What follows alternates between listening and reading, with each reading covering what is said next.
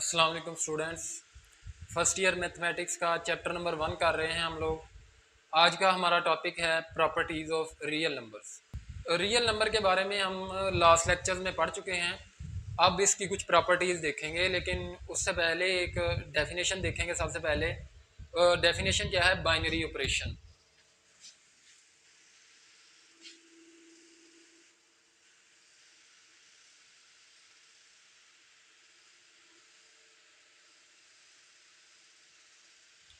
Binary operation क्या होता है?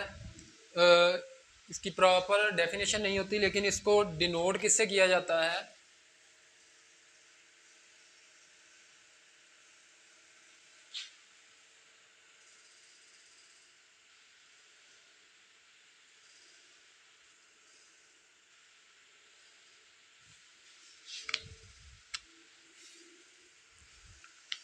बाइनरी ऑपरेशन का सिंबल होता है ये वाला। अब ये होता क्या चीज़ है, हम आसान लफ्ज़ों में देख लेते हैं। जो भी ऑपरेशन हम करते हैं किसी दो वैल्यूज़ के दरमियान, उसको बाइनरी ऑपरेशन कहते हैं। जैसे कि प्लस, माइनस, मल्टीप्लिकेशन, डिवीज़न, ये वाले सारे जो हैं ये बाइनरी ऑपरेशन में आते हैं। यानी कि अगर हम दो वैल्यूज़ को अगर जमा करते हैं तो ये इनके दरमियान जो ऑपरेशन हो रहा है प्लस का, ये वाला बाइनरी ऑपरेशन में आता है। अब जो रियल नंबर की प्रॉपर्टीज़ हैं उनको हम एडिशन के हिसाब से और मल्टीप्लिकेशन के हिसाब से पढ़ेंगे इधर। तो सबसे पहले प्रॉपर्टीज़ ऑफ रियल नंबर में हम देखेंगे एडिशन के हिसाब से इसकी प्रॉपर्टीज़। सबसे पहले इसकी प्रॉपर्टीज़ हैं एडिशन लॉज। सबसे पहला लॉ इसका होता है क्लोजर लॉ।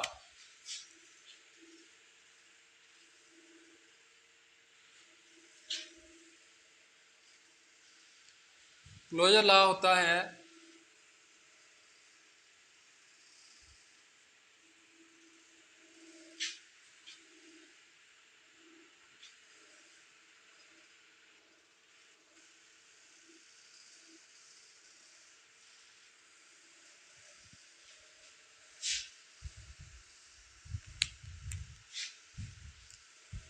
क्लोजर लॉ हमारे पास क्या होता है? For all A B belongs to R, this implies A plus B belongs to R. इसका क्या मतलब है? अब सबसे पहले हम लिख लेते हैं इधर रियल नंबर का सेट हमारे पास।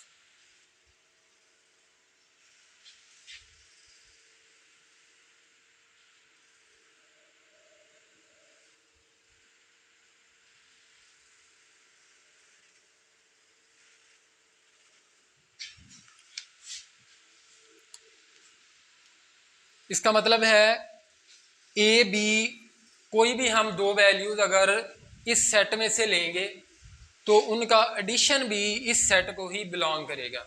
यानी कि अगर इस सेट की कोई भी वैल्यूज अगर हम ले लेते हैं, अगर 2 और 3 ही ले लें, 2 और 3 ले लें, 2 और 3 हम ले लें अगर ए बी, अब इनको अगर ऐड करें तो जो जवाब आएगा वो भी रियल नंबर में बिलोंग करेगा। 5 भी रियल नंबर में मौजूद होता है, इसलिए इन दो का एडिशन भी इसमें मौजूद है। ये होता है क्लोजर लॉ। इसके बाद होता है एसोसिएटिव लॉ।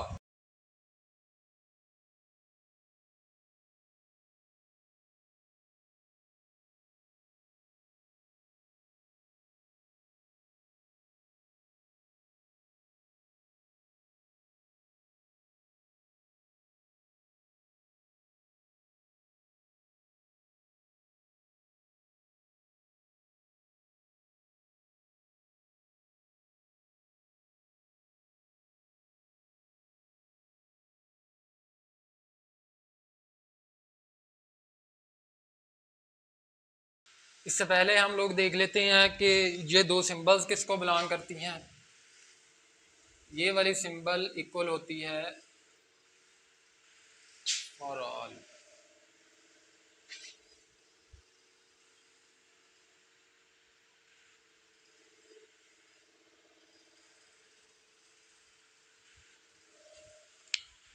ये वाली सिंबल फॉर ऑल के इक्वल होती है और ये वाली सिंबल देयर एग्जिस्ट के। अब दूसरा इसकी जो लॉ होता है वो होता है एसोसिएटिव लॉ। ये क्या होता है हमारे पास, for all A b c belongs to R. अगर तीन number a b c random कोई भी नंबर रियल नंबर में से हम लें तो उनको ऐड इस तरह करें, a plus into b plus c is equal to a plus b into b plus c. यानी कि ब्रैकेट्स इस पे असर नहीं करेंगी, हम ब्रैकेट्स को इंटरचेंज कर सकते हैं इसके ऊपर। तीसरा इसका है law additive identity. Additive identity क्या है, अगर ए बिलोंग्स टू ए आर को बिलोंग करे, there exist zero belongs to R, एक और नंबर ज़ीरो जो कि आर को बिलोंग करे, ज़ीरो हमारे पास आर में मौजूद है, तो a plus zero is equal to zero plus a is equal to zero. इसका क्या मतलब है कि ज़ीरो को अगर हम रियल नंबर के किसी भी नंबर में ऐड करें तो वही नंबर उसका आंसर आ जाए, वो जिस नंबर में ज़ीरो को ऐड किया है वही नंबर उसका आंसर आ जाए, इसलिए इसको कहते हैं एडिटिव आइडेंटिटी। चौथा जो लॉ है इसका वो है एडिटिव इनवर्स। एडिटिव इनवर्स क्या होता है, एक नंबर अगर ए belongs to all R, there exist negative a belongs to R, यानी कि एक नंबर हम पॉजिटिव का ले लें, वही सेम नंबर हम नेगेटिव का ले लें, such that a plus into minus a is equal to zero और minus a plus a is equal to zero. यानी कि अगर सेम नंबर्स हम लोग ले लें तो वो ज़ीरो के इक्वल आ जाएगा, ज़ीरो के इक्वल आ जाएगा उसका जवाब, यानी कि आइडेंटिटी जवाब आ जाएगा। वो कैसे, अगर फ़र्ज़ करें हम लोग ले लें इसमें से कोई भी नंबर 3 ले लें, अगर ए बिलोंग्स टू आर यानी कि ए की जगह पे हम 3 ले लें, there exist minus A belongs to R, और माइनस ए की जगह पे हम -3 ले लें, यानी कि नंबर तो एक ही है, उसकी अलामत चेंज करनी है, सिर्फ -3 ले लें, तो इस वैल्यू में अगर पुट करें तो क्या आएगा, 3 प्लस इंटू -3 क्या आ जाएगा, ये इज इक्वल टू 0,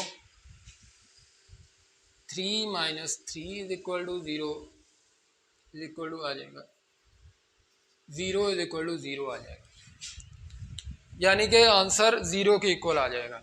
अब इन्वर्स होता क्या है, मतलब इन्वर्स ऐसी वैल्यू होती है, किसी वैल्यू का इन्वर्स ऐसी वैल्यू होती है कि उसका ऑपरेशन, बाइनरी ऑपरेशन के बाद जवाब आइडेंटिटी आ जाता है। अगर एडिशन के हिसाब से देखेंगे तो हमेशा जब उसका इन्वर्स के साथ उसका एडिशन की जो बाइनरी ऑपरेशन होगा तो उसका जवाब हमेशा हमारे पास 0 आएगा, क्योंकि एडिटिव आइडेंटिटी हमारे पास 0 होती है। इसके बाद जो फिफ्थ वाला लॉ होता है हमारे पास, वो होता है कम्यूटेटिव लॉ।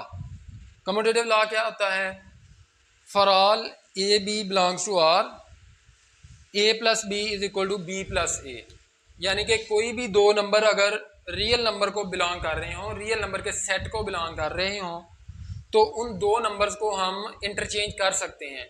अगर दो नंबर्स को, एक को पहले रख लें दूसरे को बाद में रख लें, ऐड करेंगे तो जवाब वही आएगा। एक को जो जैसे हम देख लेते हैं इसकी एग्जांपल,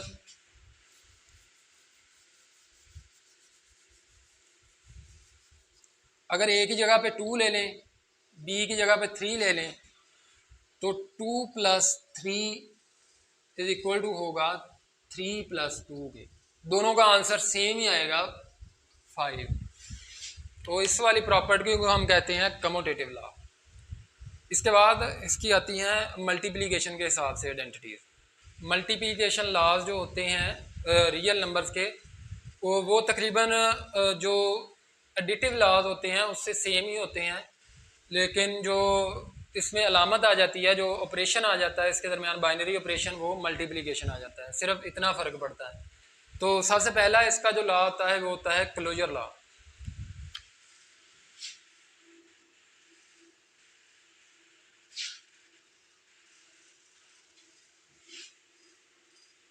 क्लोजर लॉ क्या है, for all A B belongs to R, then A B belongs to R. अगर ए और बी बिलोंग करेंगे रियल नंबर के सेट में से, तो इसकी मल्टीप्लिकेशन ए बी भी बिलोंग करेगा आर।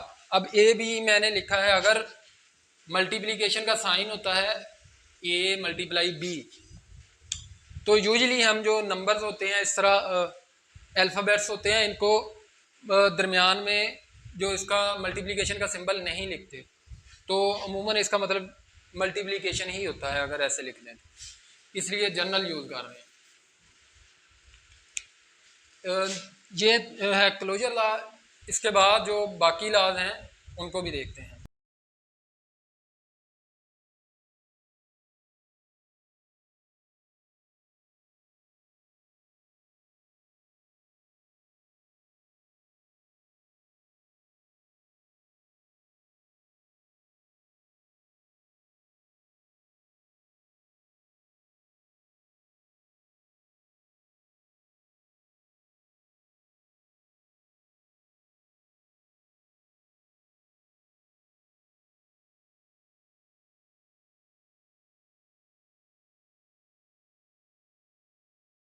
एसोसिएटिव लॉ क्या होता है? For all A b c belongs to R, then a into b c is equal to a b into c. यानी कि ब्रैकेट्स का इन पे कोई इम्पैक्ट नहीं होता। ब्रैकेट्स अगर हम आगे पीछे करके लिख सकते हैं तो इनकी वैल्यू पर फर्क नहीं पड़ेगा। अब तीसरी इसकी प्रॉपर्टी होती है मल्टीप्लिकेटिव आइडेंटिटी। ये मोस्ट इम्पॉर्टेंट जो प्रॉपर्टीज़ हैं इनकी, एडिटिव आइडेंटिटी भी और मल्टीप्लिकेटिव आइडेंटिटी भी, ये मोस्टली यूज होती हैं। अब मल्टीप्लिकेटिव आइडेंटिटी क्या होती है? For all a belongs to R there exist one belongs to R such that a dot one dot a is equal to a. यानी कि कोई भी नंबर उसको हम अगर वन से मल्टीप्लाई करेंगे तो जवाब वही नंबर आएगा। आइडेंटिटी की डेफिनेशन क्या होती है?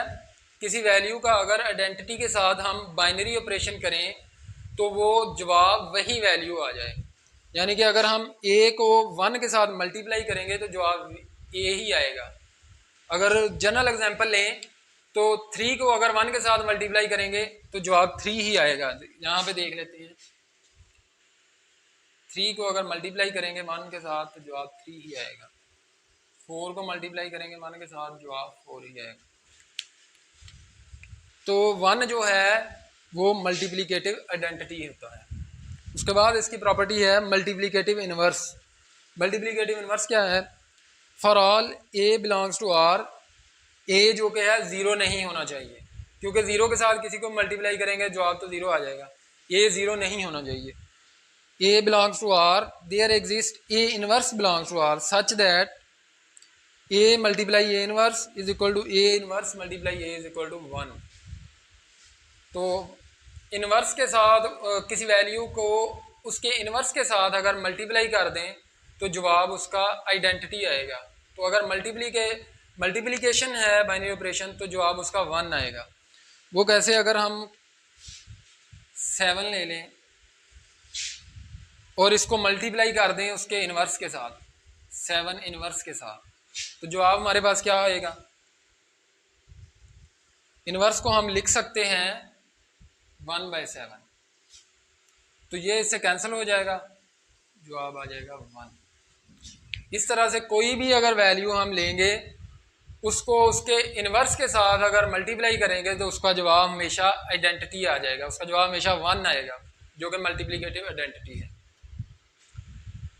उसके बाद जो लास्ट वाली इसकी प्रॉपर्टी होती है वो होती है कम्यूटेटिव लॉ। कम्यूटेटिव लॉ क्या है? For all A B belongs to R, a b is equal to b a. इसमें भी सेम प्रॉपर्टी है कि हम इनकी वैल्यूज़ को इंटरचेंज कर सकते हैं किसी भी वैल्यू को। यानी कि फ़र्ज़ करें अगर a इज इक्वल टू 2 है, b इज इक्वल टू 3 है, तो 2 मल्टीप्लाई 3 इज इक्वल टू 6 आएगा। अगर इसी तरह हम करें 3 मल्टीप्लाई 2 इज इक्वल टू, तब भी 6 आएगा। यानी पे वैल्यूज़ को अगर हम इंटरचेंज कर दें तो इसके जवाब पे कोई फ़र्क नहीं पड़ेगा। इस वाली प्रॉपर्टीज़ को हम कहते हैं कम्यूटेटिव लॉ। यही थी हमारी आज की वीडियो, इंशाल्लाह आपको पसंद आएगी। अगर आपको वीडियो पसंद आए तो लाइक शेयर लाजमी कर दीजिए।